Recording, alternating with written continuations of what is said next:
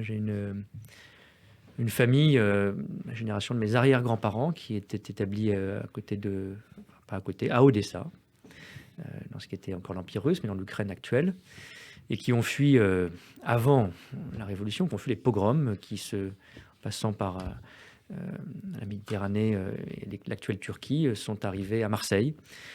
Et c'est une histoire, comme la raconte un peu Henri Verneuil dans Méhéric, que je trouve un sublime récit pour Donc la un parallèle communauté entre les arménienne. Arméniens et les Juifs à ce Ouais, parce moment-là. que c'était des communautés qui fuyaient une persécution, déjà, qui trouvaient refuge en France, avec un grand dénuement.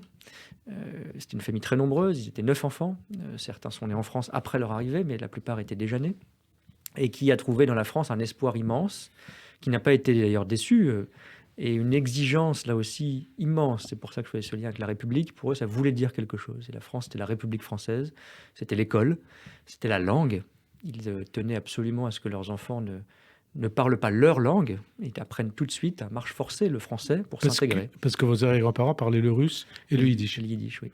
Et à la maison, Je crois qu'entre eux, ils parlaient russe et yiddish, surtout russe, et ils n'ont pas voulu que leurs enfants continuent à même utiliser la langue à la maison pour s'habituer et apprendre vite le français, parce que pour eux, c'était la liberté, l'intégration.